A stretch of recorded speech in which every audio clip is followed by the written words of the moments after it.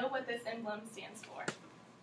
So just a few of you. Today I'm going to describe to you agriculture education. In other words, the FFA organization.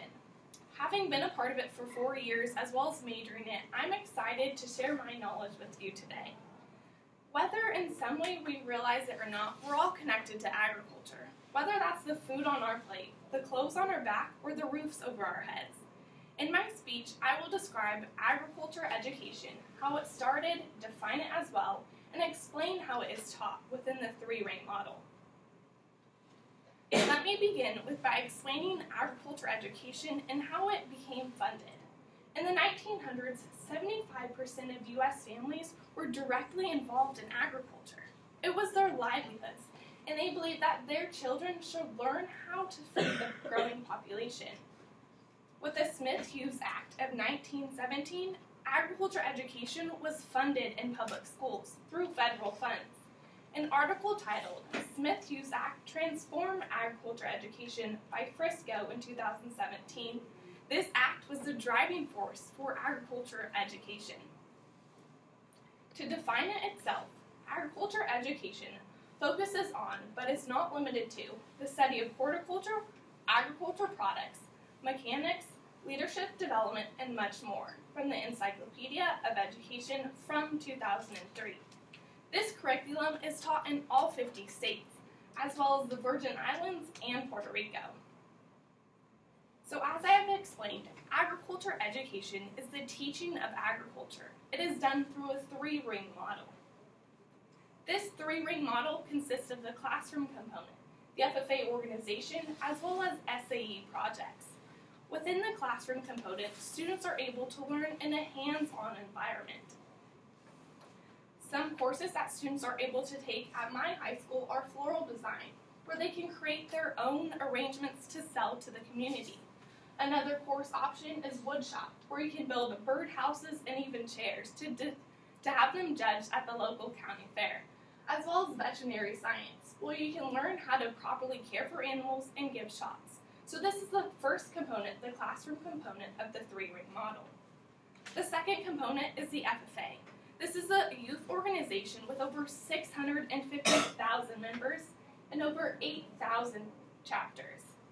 An article titled Service Learning Impacts and Application in Agriculture Education by Woodward from 2016 states the FFA mission statement, which is FFA makes a positive difference in the lives of students by developing their potential for premier leadership, personal growth, and career success.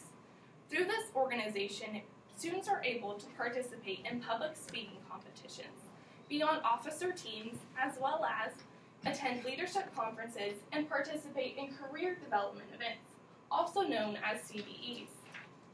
CDEs are events that help prepare students for more than 300 careers within the science, technology, and business of agriculture. This is stated in Lundry's article from Benefits of Career Development Events as perceived by school-based agriculture education teachers.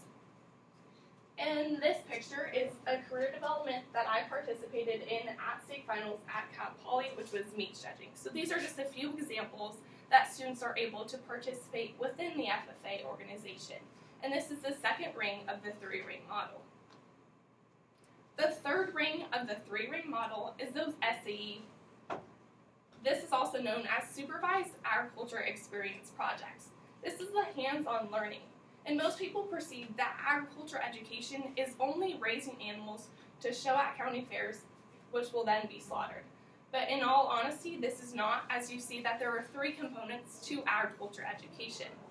So SAEs are Supervised Agriculture Experience Projects, which are often long-term, multiple-year, out-of-the-class projects that allow students to apply what they learned in class.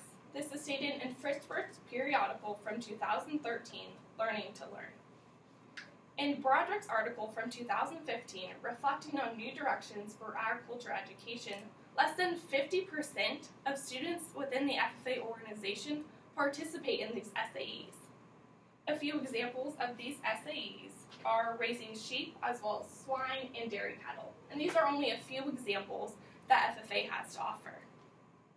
In order to compete in all these events, you must wear an FFA jacket.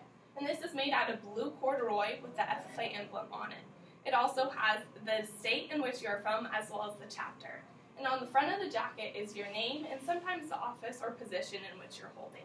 So this helps unite all the members together, whether they are attending leadership conferences or competing in public speaking events.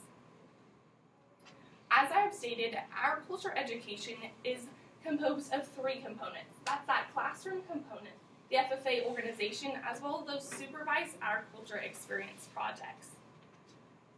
In review, agriculture education started from the Smith-Hughes Act in 1917.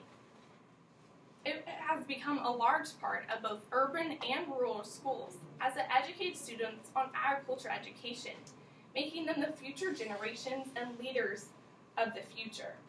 Through this organization, people are able to gain confidence and become themselves through these leadership opportunities that it has to offer. Although you may not have been an FFA yourselves, you now know how important it is, as only 2% of the population is directly involved in agriculture today. Thank you.